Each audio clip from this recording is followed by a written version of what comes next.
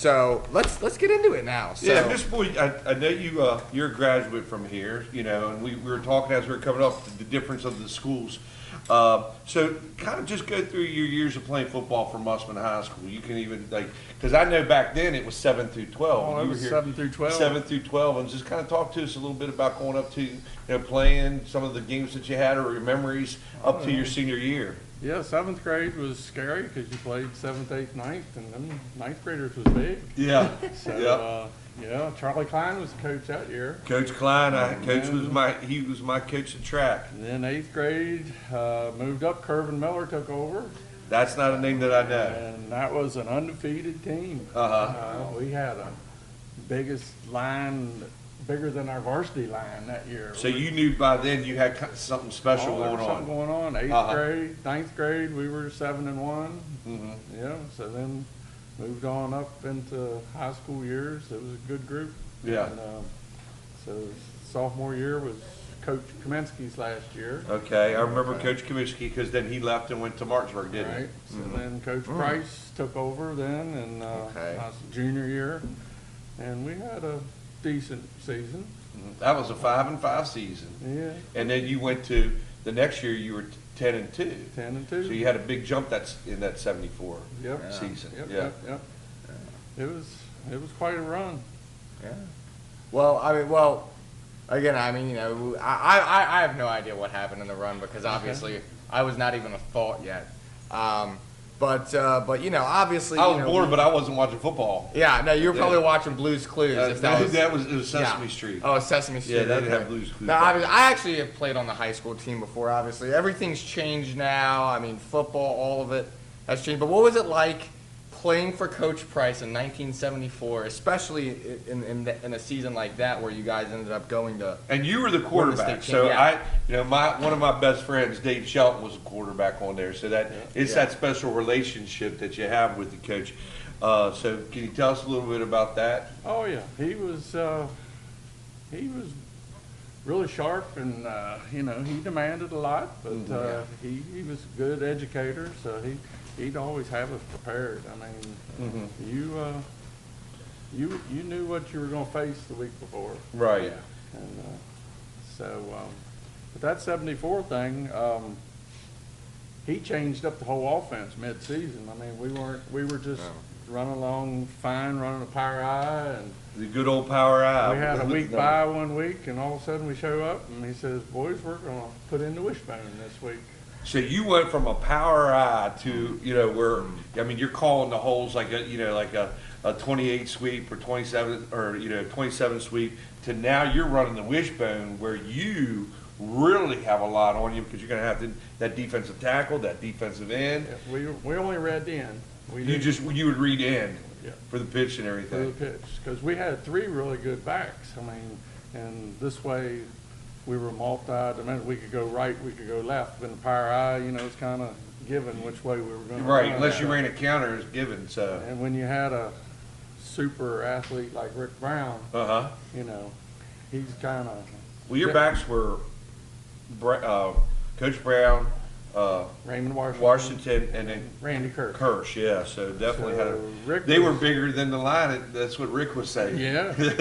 But when you got a generational player like Rick, I mean, he makes everybody better. Whenever you play with Rick, so I was very fortunate to come all the way through with Rick. He just made everybody better. Now, was that the when you were playing, was that the bi-state league or the tri-state league? It was bi-state league. So it was you and you played a lot of teams out of the 2 teams we lost to was Boonesboro and Smithsburg. Okay. And Smithsburg was always tough because they had there was a military base over there, so they had all these people move in there. Yeah, Fort Ritchie? Fort Ritchie was there, so they had a lot of talent over there. But to give a little context to the state thing, I mean, we played for the bi-state back in those days. Mm-hmm. And the papers here, there was no talk ever of state playoffs or who won, nothing.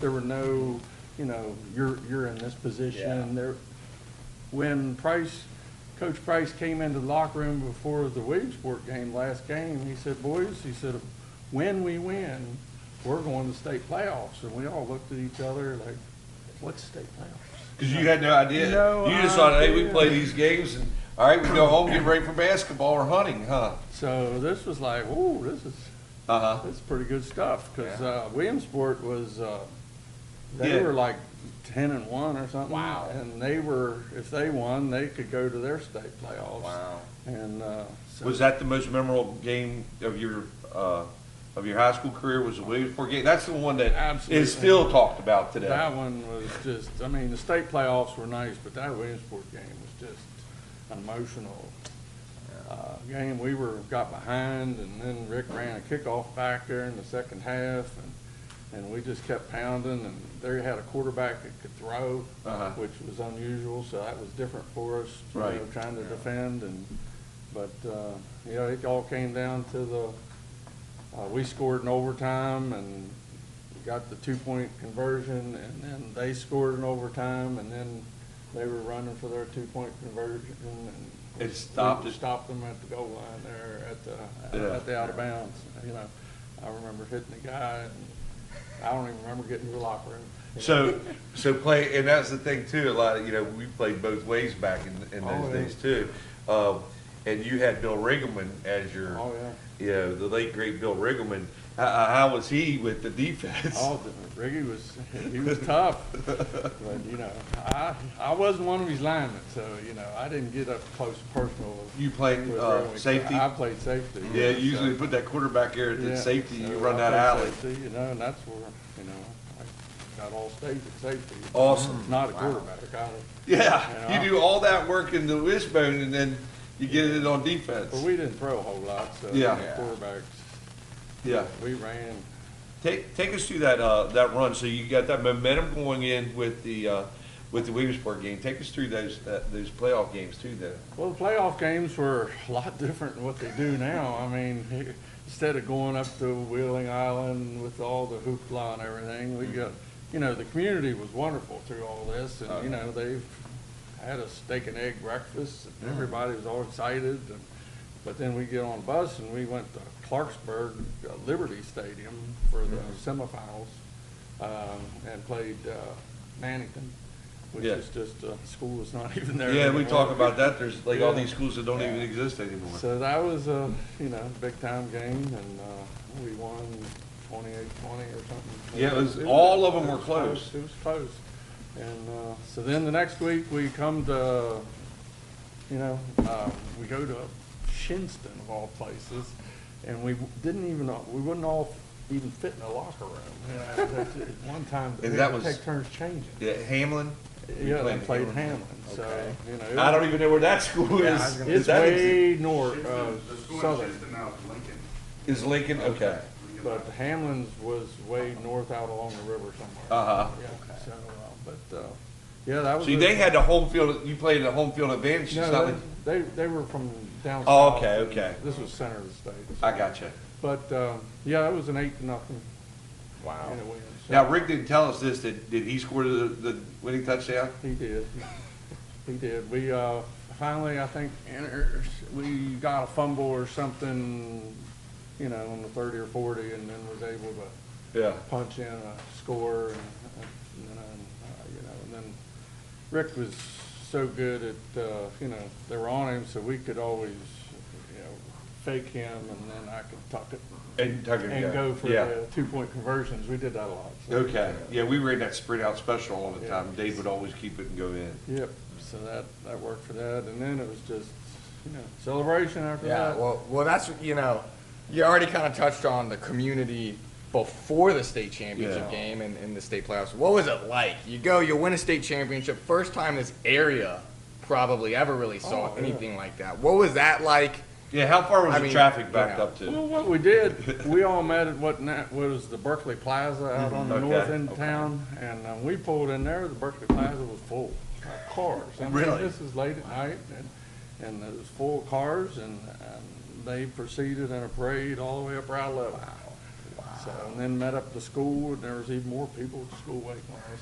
Yeah, that's the special thing about South Berkeley that I think that the other areas of the county really don't have is just, you know, the connection that we have. We grew up playing baseball here in South Yeah. Berkeley. We played football here in South Berkeley. Went, 7 through 12 at Musselman. I know Hedgesville was 7 through 12 at one time, but it was owned, centered all of itself.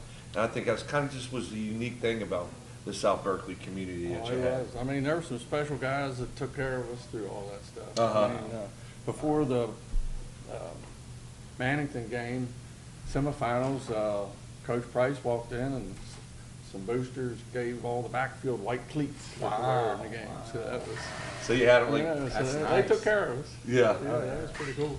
There, And, there is a folklore out there, maybe you can settle this, because I've talked to people, I didn't ask Rick, but supposedly, and I heard this through the grapevine, that, you know that Coach Riggleman was a superb athlete, played Yes. on that 65 Yes. championship team, and allegedly, he raced Coach Brown one time. Do you know anything about this? And I've heard different stories. I heard he didn't win, I've heard he won. Do you know anything about this? I can't shed much light on We that. can't find anything wow. out. Wow. So I don't know. I don't know. If he was fast though. Yeah, that's what mean, that's what I've heard he too. could motor. Looking back now, I mean, I know what it was like to go play in a championship game. We got undefeated, and we just came up short. We lost to East Bank. But to think about you being the first team, 50 years that you've had, the Musselman tradition. When you and I walk down there, you see all the sports memorabilia. You see the Hall of Famers. What does it mean to you to be an Appleman? Well, just a lot of pride. It, it was just a good time and spent with all those good people. I want to shout out to all our linemen.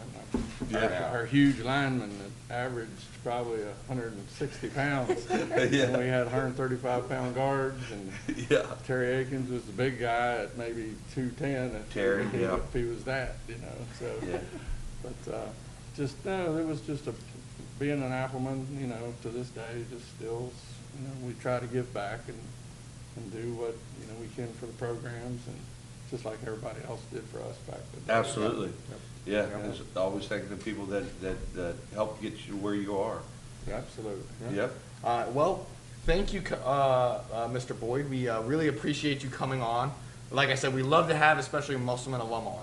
Yeah, You and can- especially with the 50th anniversary, that is awesome. Yeah. We're so glad that you. How did this happen, Stats? How did just the hundreds of thousands of people listening? Oh yeah, so this interview, we shared Rick's interview, right? We shared Rick's interview on Facebook from our YouTube page. And then I think it was Miss Joyce Keys who tagged Scott in the post and was like, hey, you should go on the podcast. Absolutely. You and I've sat down before and had talks about, I love Yeah. sitting down and talking football and everything. So thank you for being on the show. Thank you Yes, for the, yes. for all that you've done for the Musselman community over the years. And we really, truly do appreciate, just taking some time out to come on our little podcast for the day. Thank you for having me. Yeah. Thank you very much. All Yeah. right. Nice, young man. Yeah. Thank Yeah, you. thank you.